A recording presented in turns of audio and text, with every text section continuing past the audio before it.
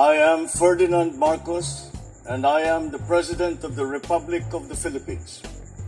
I stand today on behalf of 110 million Filipinos.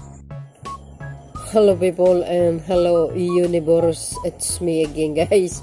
Shout out sa inyo mga kababayan, and of course sa ating mga supporters ni Pangulong Marcos Jr. at Marcos Loyalist as well. And of course guys, ayan, may updates video tayo. Ayan, importante po ito sapagkat ipapaalam natin sa ating mga kababayan. Lagi natin tandaan, ayon po sa Biblia, ang gumawa ng kasamaan sa kapwa hindi kailanman magtatagumpay. Okay? Kaya maging maingat po tayo sa ating mga sinusuportahan. Susuportahan natin ang isang pangulo na walang ginawa kundi pagpapalago sa ekonomiya ng bansang Pilipinas na walang iba kundi ang Pangulong Marcos Jr. Saan kayo? Sa nanggugulo o sa tahimik na nagtatrabaho para masolusyonan ang problema ng bansang Pilipinas? Of course, alam po ninyo kung sino naman yon, walang iba kundi ang ating mahal na PBBM. Okay? Alam nyo naman ang Pangulo na ito na wala tayong naririnig sa kanya na masasakit na salita, hindi kailanman nagmumura sa social media, hindi kailanman ay rumisbak sa mga taong nambabalahura sa kanya, hindi kailanman na pinapakita niya sa madla na masama sang Pangulo, no, kundi ang kabaitan lamang. Okay? Hindi marunong ibig sabihin, hindi po pala away ito ang Pangulong Marcos Jr. Siyempre doon tayo kasi yung ugali niya ng ganyan, nakakahawa. Yung pagtulong niya sa kapwa, nakakahawa po yan. O, di ba? Siya ang pinakamagaling na role model ng presidente sa buong mundo. Kabaitan niya nga very may malasakit yan sa mamayang Pilipino. So, dahil dito bukas, alam po natin, rally po yan. No? Actually, dalawang grupo ito guys, Dilaw at ang Verde. So, kailangan natin guys, palawakin natin kaisipan, focus na lang tayo po sa ating pamilya, wag tayo sasama sa mga kaguluhan. Hindi ba kayo nagsasawa? Walang nangyayari sa Pilipinas sa mahabang panahon mula noong 1986. Noong 1986, ano po ang nangyari? After EDSA, may nangyari ba sa Pilipinas? Wala, di ba? Napabayaan nga ang magsasaka. Napabayaan lahat. Kung wala si dating Pangulong Marcos Sr., walang mga malalaking mga infrastruktura, walang malalaking hospital, walang mga lalaking mga university, walang mga tulay, na hanggang ngayon buhay pa. Sa mga past na presidente ng Pilipinas, ano po ang nagawa nila? Anong mga lalaking infrastruktura, anong mga big project ang kanilang mga nagagawa? Maliban dito kay dating Pangulong Digong na mayroon naman siyang ginawa, hindi natin ikailayan, pero marami siyang unfinished project na hindi po natapos. Okay? Ito ay itinatapos ni Pangulong Marcos Jr. So, lagi natin tandaan guys, ang kaguluhan walang maidudulot na maganda sa bawat isa. Hindi maganda po yan. Kaya, kung ako sa inyo, mag-stay na lang kayo sa bahay nyo, huwag na kayo sumama, wala kayong mapapala. Mainit ang araw, sisigaw kayo doon, mapabayaan pa lang kayo. O, di ba? Wala naman masama mag-i-express mo yung hinanaing mo. Pero I don't think mayroon tayong nakikitang hindi maganda sa gobyernong ito. Kung ang reason nyo lang, yung mahalang bilihin, this is globally, mga kababayan, okay? Hindi lang sa Pilipinas. Palawakin nyo ang utak nyo. Kung ang reason nyo sa People Initiative, wala na po yan. Dead na po yan. At pinahinto na yan ni Pangulong Marcos Jr., yung mga PIP-an na yan, hindi naman yun ang sinabi niya, kundi ang economic provision. Yun lang. Hindi po ang PI. At pinahinto na rin ng COMELEC. Huwag nyo gawin sangkalan yan para sirain ang gobyernong ito. Wala kasing maniniwala sa inyo So dahil dito mga kababayan, dahil rally nila dyan sa Cebu, at syempre dyan sa EDSA, ang mga Dilaw, ito naman sa Cebu. Nakikita nyo yan, oh, Filipino are not for sale. Eh, wala, hindi naman talaga tayo not for sale. Sino ba nagsasabi? Oh, eh baka ang China, bibilin tayo. Kung mga ibang tao pa ang, kung siya pa ang naging pangulo, eh, baka mawala ang mga isla sa Pilipinas. Kaso lang eh.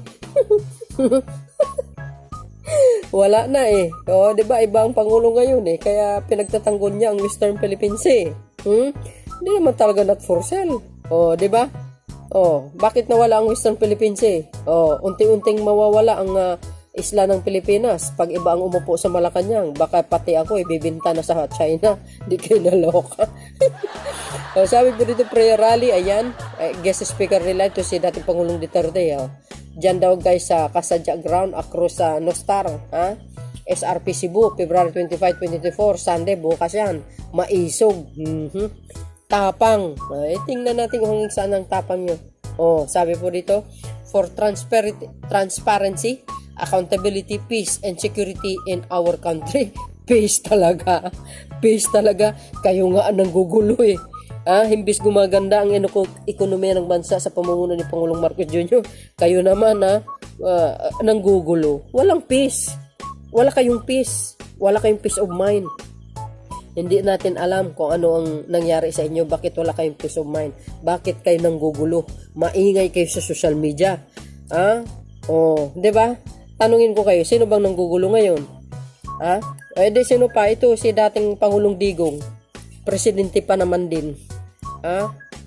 Dapat nga sinuportahan niya yung anak niya si Sara Duterte. Pero dahil sa ginagawa nila, lalong babagsak ito sa 2020. Tandaan nyo yan. Sasabihin nila sa akin, hindi, mali yung sinasabi mo. Anong babagsak? Bakit? Sino ba yung nagsusurvey? Di ba pro Duterte yan? Yung babae dyan na laging nag-guest dyan sa SMNI? Di ba? Sila nagsusurvey yan? Mataas nga ang survey ni Inday Sara kaysa kay Pangulong Marcos Jr. Kasi nga, pro Duterte yan. Sos Mariusip, ano yun? Talagang sinasadya nyo? Mataas ang survey niya? Nasasabihin, hindi, mahal pa rin ang taong bayan. Di sa UN 2028, tingnan natin. Kung tutuusin nga, hindi talaga, kung ako ang tatanungin nyo, hilaw na hilaw yan sa pamumuno. Si Sara Duterte, hilaw na hilaw, walang lack of experience pagdating sa pamumuno ng isang bansa. Nako, galing lang ng mayor.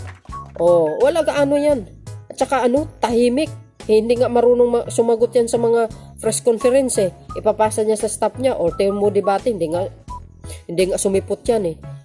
Baka debate sa international, hindi pa niya kaya. Di ba? Hindi nga siya, ewan ko sa inyo. Basta hilaw na hilaw yan. Hindi sa bagay magpresidente. Hindi talaga sa bagay magpresidente. As in, real talk tayo dito. So, yun, mga kababayan, ang sinabi po dito, ayan na. Dito sa page ng PDP Laban ito, pambababoy sa konstitusyon ay wakasan. Wala naman ang bababoy sa konstitusyon eh. Kayo naman kasi dagdag bawas yung pinagsasabi nyo eh. Ang sabi ko nga, ang People Initiative, wala na po yan. Huwag yung gawin sangkalan. Picking People Initiative ay tutulan. Nako, hindi naman nga gumagana eh. Pinahinto na nga yan eh. Ang pinag-usapan, economic provision. Di ba? Yan lang ang sangkalan nyo para lang manira sa gobyernong ito. Sus, hindi naman niniwala ang mga taong bayan dyan. Alalahanin nyo, majority ng Pilipino anti-China. Totoo yun. Filipinos are not for sale. Prayer rally with a special guest speaker former Rodrigo Duterte, mga kababayan. Ayan prayer rally. Hindi naman prayer rally yan eh, kundi rally ng paninira sa gobyerno. Tingnan nyo bukas. Sabi ko sa inyo, puro yan, puro banat na naman sa nakaupong pangulo. Sigurado yan. Nako, pagtatawanan lang kayo ng mga mamamayang Pilipino. Kayo lang dyan na nagrarally. Filipinos are not for sale, prayer rally. Ayan. Agay, we are thrilled to extend our heartfelt invitation to all of you. Join us Kasadya Survey Ground across Nostar and Cebu City on February 25, 2024, Sunday at 7 p.m. for a historic prayer rally. Ay sus, ginagamit nyo lang sa kalukuhan ang pangalan ng Panginoon. Nako, wag yung gamitan yan. baka lalo kayong mamalasin. This remarkable event is dedicated to promoting transparency, accountability, talaga lang peace and security. Jesus, kaloka. Papis-pis kayo pa dyan. Peace and security, which we have believed are the cornerstone of effective governance. We wholeheartedly invite each and every one of you to part of this momentous gathering. Nako, gising na po ang taong bayan. Nako, lumang tugtugin na yan. Yung iba nga, nung sumama sa EDSA, nako, nagsisisi nga after, kasi wala naman nangyari sa EDSA di ba? Wala talaga nangyari, puro kahirapan. Mula noong 1986, ano nangyari? Nga. Tingnan yung Manila Bay. Mula noong 1986, puro tae. At least, kahit pa paano, ginawa ni Digong, nilinisan niya. Pero, yung sa Dolomite, mayroong anomalya na nasilip. Hindi kayo naloka. Di ba? Well, anyway, sabi po come and lend your support as we unite in our shared vision for better future. Your presence is invaluable, and together we can make a difference. Mark your calendars and join us for unforgettable evening. See you there. Mahalin natin ang Pilipinas. Ayun, mahalin palang Pilipinas. May pagmamahal ba kayo sa Pilipinas? Wala. Kung mahal nyo ang Pilipinas, hindi dapat kayo manggulo. Wala yung mga prayer rally nyo. Ngayon, ang prayer rally nyo, anong purpose? Sige nga, anong purpose? Dahil sabi ni Pastor Kibuloy, mag-resign si Pangulong Marcos Jr. For what? Anong dahilan? Para iupo mo yung anak mo? Na hilaw pa sa pamumuno? Iyan naman ang intention nyo Hunger and power. Di ba? Hunger and power Gusto nyo lang paupuin. Kung ikumpara mo si Sara Duterte at Pangulong Marcos Jr., wala yan sa kuko, sa pamumuno ni Pangulong Marcos Jr. Wala yan sa talino. Di ba? Wala. Kahit kailan naman mga kababayan, never sinuportahan ni dating Pangulong Digong si Pangulong Marcos Jr. Mula nung eleksyon, binira niya na ito Kung anong masamang pananalita ang inabot ni Pangulong Marcos Jr. sa kanya hanggang ngayon. See? Kaya nga sabi ng iba, sa iba ng ibang dilawan, kung ako si Sara Duterte, mag-resign na lang for delikadesa. Di ba? Hindi talaga anti-Marcos ito. Dating krone ni Cory Aquino ito di ba? Biro nyo yun? Yun lang naman intention nila Ang pababae ng Pangulo, tapos ipaupuin si Sara. Tanungin ko bakit? Gaano kagaling yan si Sara Duterte mamuno? Sige nga. Very skilled ba yan? Madiskarte ba yan? Jesus Maria Joseph, wag nga kami. Malabo mangyari at hindi kahit kailan magtatagumpay kayo sa mga plano nyo. Hindi kayo magtatagumpay, sa totoo lang. Ngayon pa na nakikita ng mamamayang Pilipino, unting-unting gumaganda ang ekonomiya ng bansa, lalo na sa mga magsasaka na napabayaan sa mahabang panahon na si Pangulong Marcos Jr. lang ang tanging nakakatulong sa kanila. Tingnan nyo nga mga ginagawa nila.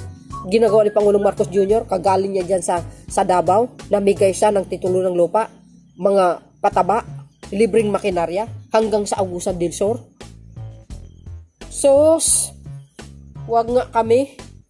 Ngayon pa, okay lang sana kung tamad siya. Pwede, maaari yan. Pero hindi Napakatalino yan, si Pangulong Marcos Jr. Kung ikumpara ko, si Pangulong Marcos Jr. at saka si dating Pangulong Digong, wala sa kalahati ng pamumuno ni Pangulong Marcos Jr. Real talk po tayo. Mas magaling talaga si Pangulong Marcos Jr. sa diskarte lang. Mag-angkat ng mga maghikayat ng mga investor. Sos Maria Joseph. Magaling si Pangulong Marcos Jr. Kaya nga 1.16 trillion ang nag-invest sa Pilipinas, ang pinakamalaki ang Germany.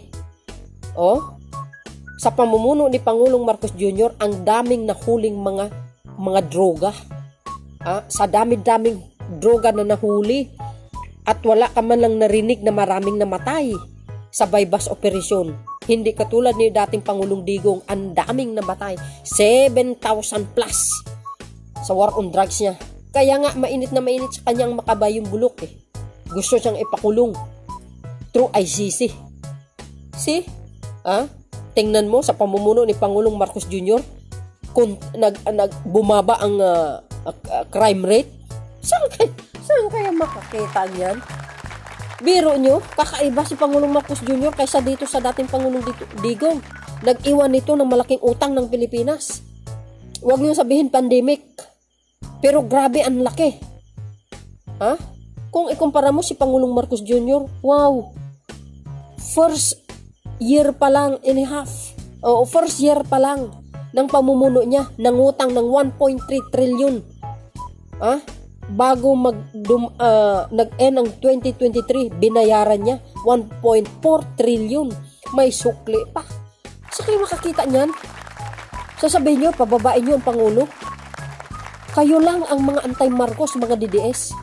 Hindi lang ina-appreciate ang nagawa ni Pangulong Marcos Jr. kasi mga bulag kayo. Saan kayo makakita? Dekada na. Kahit si dating Pangulong Digong, hindi niya man lang inatupag itong mga magsasaka. Tanging si Pangulong Marcos Jr. ang may malasakit. 600 na mga magsasaka na nagkaroon ng utang, humabot po ng 57 billion plus. Sa pamumuno ni Pangulong Marcos Jr., binayaran lahat yun.